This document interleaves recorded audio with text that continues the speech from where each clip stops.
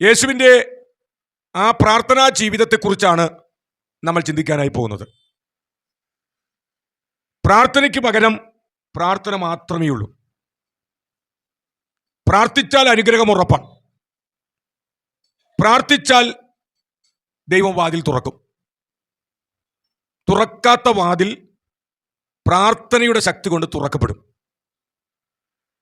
ഞാൻ അപ്രകാരം വിശ്വസിക്കുന്ന ഒരാളാണ്. എത്ര വലിയ ഇരുമ്പ് വാതിലാണെങ്കിലും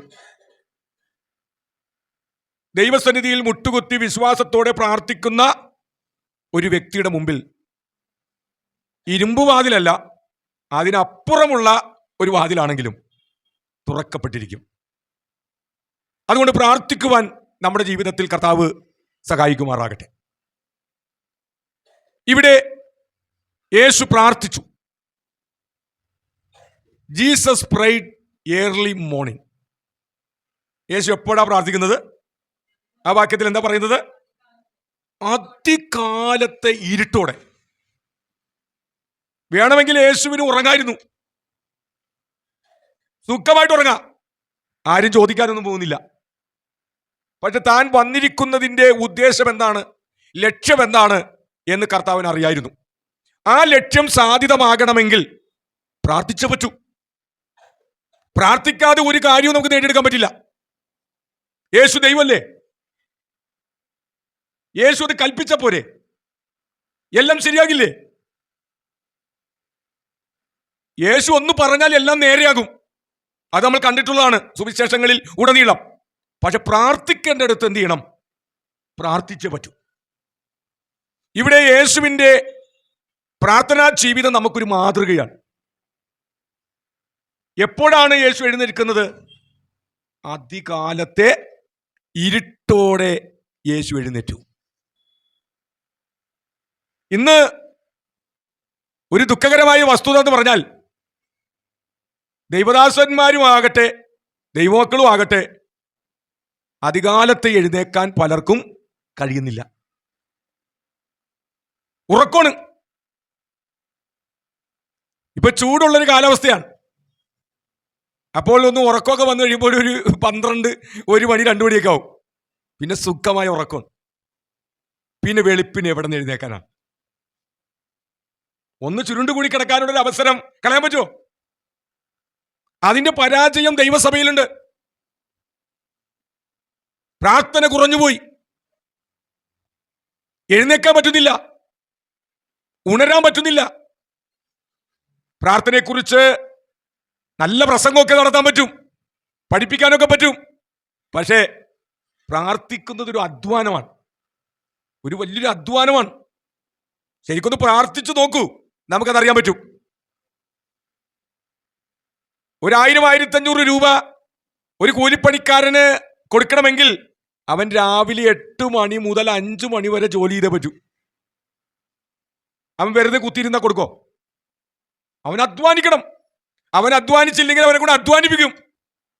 എന്നാലാണ് വൈകുന്നേരം അവന് കൂലി കൊടുക്കുകയുള്ളൂ. പ്രാർത്ഥന എന്ന് പറയുന്ന ഒരു അധ്വാനമാണ്. വില കൊടുത്തേ പറ്റൂ. വില കൊടുത്ത് പ്രാർത്ഥിച്ചാൽ പ്രിയപ്പെട്ട ദൈവമക്കളെ, വെറും കൈയോടെ പോകാൻ സ്വർഗത്തിലെ ദൈവം സമ്മതിക്കില്ല. ഇവിടെ യേശു പ്രാർത്ഥനയ്ക്ക്, പ്രാർത്ഥനാ ജീവിതത്തിന് നമുക്കൊരു മാതൃകയായി നമ്മുടെ മുമ്പിൽ നിൽക്കുകയാണ്.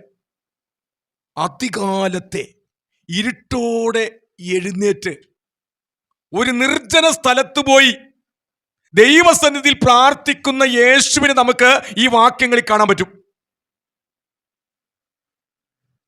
ഇതുപോലെ നമ്മളും പ്രാർത്ഥിക്കണമെന്നുള്ളതാണ് ദൈവത്തിന്റെ ആഗ്രഹം. നമ്മൾ ഇങ്ങനെയുള്ള വചനങ്ങളൊക്കെ കേട്ട് കഴിയുമ്പോൾ ചിലപ്പോൾ ഒരു ദിവസം ഇരുന്ന് പ്രാർത്ഥിക്കും. ഏതായാലും പ്രസംഗമൊക്കെ വന്നതാണല്ലോ, പാസ്റ്റർ പ്രസംഗിച്ചതാണല്ലോ, ഏതായാലും നാളെ രാവിലെ എഴുന്നേറ്റ് അലാറാമൊക്കെ റെഡിയാക്കി എഴുന്നേറ്റ് പ്രാർത്ഥിക്കാം, പിന്നെ വീണ്ടും ഉറക്കാം. ഒരു സ്ഥിരതയുള്ളൊരു പ്രാർത്ഥന നമുക്ക് വേണം. 2 ദിവസം മാത്രം അധികാലത്ത് എഴുന്നേറ്റ പോരാ. മരണനിമിഷം വരെ എഴുന്നേറ്റ് പ്രാർത്ഥിക്കാൻ പറ്റുമോ? അതാണ് ഏറ്റവും ഉന്നതമായ കാര്യം. യേശുവിനത് കഴിഞ്ഞില്ലേ? യേശു നമ്മുടെ മാതൃകയല്ലേ? നമ്മുടെ ജീവിതത്തിൽ എന്തെങ്കിലുമൊക്കെ വിടുതൽ ഉണ്ടാകണമെങ്കിൽ, എന്തെങ്കിലുമൊക്കെ ദൈവത്തിന്റെ പ്രവൃത്തി വെളിപ്പെടണമെങ്കിൽ, നമ്മുടെ പ്രാർത്ഥനകൾക്ക് മറുപടി ഉണ്ടാകണമെങ്കിൽ പ്രാർത്ഥിച്ചേ പറ്റൂ. നേരെ പുലർന്നു കഴിഞ്ഞാലുള്ള കുഴപ്പമെന്നറിയാമോ? പിന്നെ നമ്മൾ ജീവിതത്തിന്റെ തിരക്കിലേക്ക് പോവുകയാണ്, ഇല്ലേ? വീട്ടിലെ ഭാര്യമാർക്ക്, ഭർത്താക്കന്മാർക്കും കുഞ്ഞുങ്ങൾക്കും ഭക്ഷണം ഉണ്ടാക്കി കൊടുക്കണം, വസ്ത്രം കഴുകണം, കുഞ്ഞുങ്ങളുടെ കാര്യം നോക്കണം, ആകപ്പാടെ തിരക്കാൻ. പിന്നെ ഇവിടെ പ്രാർത്ഥിക്കാൻ നേരം. എന്നാൽ ആദ്യകാലത്ത് ഇരുട്ടോടുകൂടെ നമ്മൾ എഴുന്നേറ്റ്, ഒരു 5 മണിക്ക് പ്രഭാതകാലത്തിൽ എഴുന്നേറ്റ്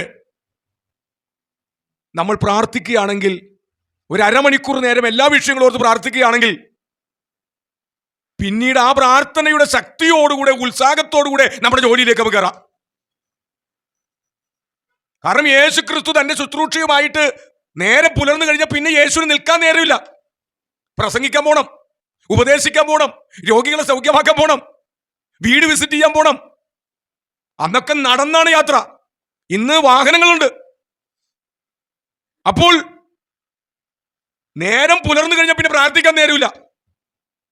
അതുകൊണ്ട് ദൈവശക്തി സംഭരിക്കാൻ വേണ്ടി ക്രിസ്തു ആദ്യകാലത്തെ ഇരുട്ടോടെ എഴുന്നേറ്റ്, തന്റെ കിടക്കയിൽ നിന്ന് എഴുന്നേറ്റ്, തന്റെ ഉറക്കത്തിൽ നിന്നും എഴുന്നേറ്റ് ഒരു നിർജ്ജന സ്ഥലത്ത്, യാതൊരു ശല്യവും ഇല്ലാത്തൊരു സ്ഥലത്ത് പോയി യേശു ദൈവസന്നിധി പ്രാർത്ഥിച്ചുവെങ്കിൽ നമ്മുടെ പ്രാർത്ഥനാ ജീവിതത്തിലും ഇതൊരു മാതൃകയായി മാറണം. ആദ്യകാലത്ത് എഴുന്നേൽക്കാൻ നമുക്ക് കഴിയണം, ഇരുട്ടോടുകൂടി എഴുന്നേൽക്കാൻ കഴിയണം. നമ്മൾ എഴുന്നേറ്റ് കഴിയുമ്പോൾ ഞാൻ മനസ്സിലാക്കിയിട്ടുള്ളൊരു കാര്യം, നമ്മൾ എഴുന്നേറ്റ് അപ്പോൾ തന്നെ കിടക്കയിലിരുന്ന് പ്രാർത്ഥിക്കാൻ തുടങ്ങിയാൽ നമ്മൾ ഉറങ്ങിപ്പോകും. കാര്യം എന്തറിയാമോ? ഉറക്കക്ഷീണം നമ്മളെ വിട്ടുമാറുന്നില്ല. ഇനി എഴുന്നേൽക്കണമെങ്കിൽ നമുക്ക് ഇന്നെല്ലാം മൊബൈലുള്ളത് കൊണ്ട് 5 മണിക്ക് അലാം വെച്ച് നമുക്ക് എഴുന്നേക്കാം. തൊട്ടെഴുതി വെച്ചാൽ മതി. എഴുന്നേറ്റാൽ നമ്മൾ പോയി നന്നായിട്ട് മുഖം വാഷ് ചെയ്യണം. അപ്പോൾ എല്ലാ ഉറക്കക്ഷീണവും പോവും, ഉത്സാഹവും കുളിച്ചതിന് തുല്യവും. പിന്നെ ഉറക്കം വരില്ല. ശക്തമായിട്ടിരുന്ന് പ്രാർത്ഥിക്കുക. സഭയ്ക്ക് വേണ്ടി, രാജ്യത്തിനു വേണ്ടി, ആത്മാക്കളുടെ രക്ഷയ്ക്ക് വേണ്ടി, നമ്മുടെ കുടുംബത്തിലുള്ള ആവശ്യങ്ങൾക്ക് വേണ്ടി, ചെറുതും വലുതുമായ എല്ലാ വിഷയങ്ങൾക്കും വേണ്ടി ശക്തമായിട്ട് നമ്മുടെ മനസ്സിലേക്ക് പരിശുദ്ധാത്മാവ് വിഷയങ്ങൾ കൊണ്ടുവന്നു തരും. പ്രാർത്ഥിക്കുക. അങ്ങനെ പ്രാർത്ഥിച്ചു കഴിഞ്ഞാൽ പിന്നെ കിടക്കാൻ പാടില്ല. പിന്നെ എഴുന്നേറ്റ് നമ്മുടെ വർക്കിലേക്ക്, നമ്മുടെ ജീവിതത്തിലേക്ക് പ്രവേശിക്കണം. യേശു അതാണ് ചെയ്തത്. ആ മാതൃക നമുക്ക് വേണം. അതുകൊണ്ട് പ്രിയപ്പെട്ട ദൈവമക്കളെ, യേശു അധികാലത്ത് എഴുന്നേറ്റ് പ്രാർത്ഥിച്ചതുപോലെ നമുക്കും പ്രാർത്ഥിക്കുവാൻ കഴിയണം. തീർച്ചയായിട്ടും അതിൻ്റെതായ അനുഗ്രഹം നമുക്കുണ്ടാകും.